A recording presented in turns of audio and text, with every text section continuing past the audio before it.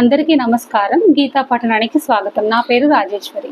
ఇవాళ మనం భగవద్గీత 2వ అధ్యాయం సాంఖ్యయోగంలో 3వ శ్లోకం చదువుకుంటున్నాం.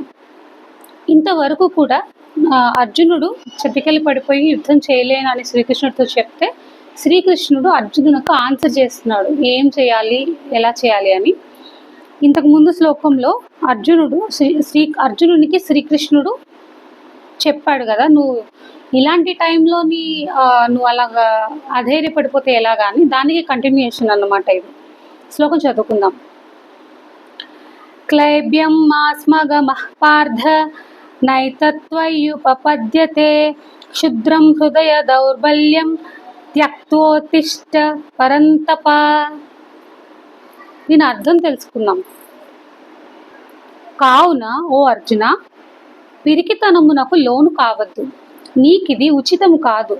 ఓ పరంతప, తుచ్చమైన ఈ హృదయ దౌర్బల్యమును వీడి యుద్ధమునకై నడుము బిగింపుము.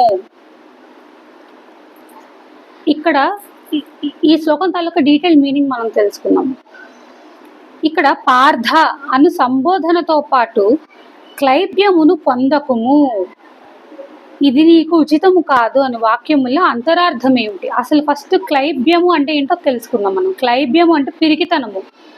అంటే ఒకప్పుడు పిరికితనము అంటే పురుష లక్షణం కాదు అన్నట్లు కదా, అందుకని నపుంసకత్వము అని కూడా అర్థం వస్తుంది అనమాట క్లైబ్యము అంటే. అలాగే పార్థ అనే పేరు ఎందుకు వచ్చింది అర్జునుడికి అనేది కూడా ఒకసారి చూద్దాం మనం. కుంతికి మరొక పేరు పృథ, ఆమె వీరమాత. శ్రీకృష్ణ భగవానుడు కౌరవ పాండవులకు సంధి చేయుటకై దూతగా హస్తినాపురమునకు వెళ్ళినప్పుడు తన మేనత్త అయిన కుంతితో కలిశాను. ఆ సమయమున కుంతి శ్రీకృష్ణుని ద్వారా అర్జునునకు వీరోచితమైన ఒక సందేశమును పంపెను. అందు విదుల అను మరియు ఆమె కుమారుడైన సంజయుని ఉదాహరణముగా చూపుచు యుద్ధమునకై అర్జునుని ప్రోత్సహించెను. కనుక ఇక్కడ శ్రీకృష్ణ భగవానుడు అర్జునుని పార్థ అని బోధించి కుంతీదేవి యొక్క క్షత్రియోచితమైన ఆ సందేశమును అతనికి జ్ఞప్తికి తెచ్చను.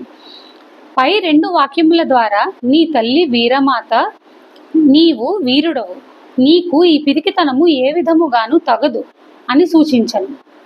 గొప్ప మహారథులైన వారి హృదయములలో కంపము పుట్టించునట్టి సాటి లేని నీ శౌర్యం ఎక్కడా? ఈ దీనస్థితి ఎక్కడ? నీ శరీరము గగుర్పాటు చెందినది, వణుకుచున్నది, గాంధీవము జారిపోచున్నది, చిత్తము విషాదగ్రస్తమై భ్రమకు లోనైనది. ఇట్టి పిరికితనము నీ వంటి వానికి ఏ విధముగాను తగదు అని ధైర్యం గొల్పాను. శ్రీకృష్ణుడు అర్జునుడితో ఇలా ధైర్యం చెప్పాడు అన్నమాట. అలాగే ఈ శ్లోకంలో పరంతప అను సంబోధనలో వైశిష్టం ఏంటి, స్పెషాలిటీ ఏంటి, పరంతప అనడంలో దాని అర్థం ఏంటి అని. శత్రువులను తపింపజేయు వానిని పరంతప అని అందురు. అర్జునుడు లోగడ చాలా మంది శత్రువులను గడగడలాడించి హతమార్చి ప్రసిద్ధికెక్కాను.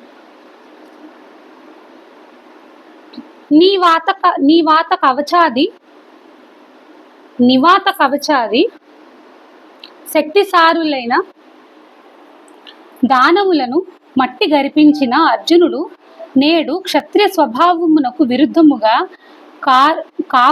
కాపురుషోచితమైన పిరికితనమును వహించి శత్రువులను సంతోషపరచుటకు తగదు అని తెలుపుటకే పరంతప్ప అని సంబోధించను. అంటే ఆయన కెపాసిటీని ఆయన ఒకసారి గుర్తు చేస్తున్నాడు అనమాట కృష్ణుడు ఇక్కడ. ఇంకొకటి చూద్దాం మనం, ఇంకొక డీటెయిల్ చూద్దాం. క్షుద్రం అను విశేషణముతో పాటు హృదయ దౌర్బల్యం అను సమాసమునకు అర్థం ఏమిటి? దానిని త్యజించి యుద్ధ సన్నద్ధుడవు కమ్ము అని అనుటలో అంతర్యం ఏమిటి? దీని అర్థం తెలుసుకుందాం మనం. ఈ పిరికితనము రణభీరువులైన వారి అంతఃకరణములయందు ఉండదగినది, సూరులు సర్వదా త్యజింపదగినది. కావున అర్జునుని వంటి మహావీరునకు తుచ్చమైన ఈ దౌర్బల్యము ఏమాత్రము తగదు. కావున వెంటనే దీనిని త్యజించి యుద్ధమునకు నడుము బిగింపు అని భగవానుడు అర్జునుని ప్రోత్సహించెను. నమస్కారం.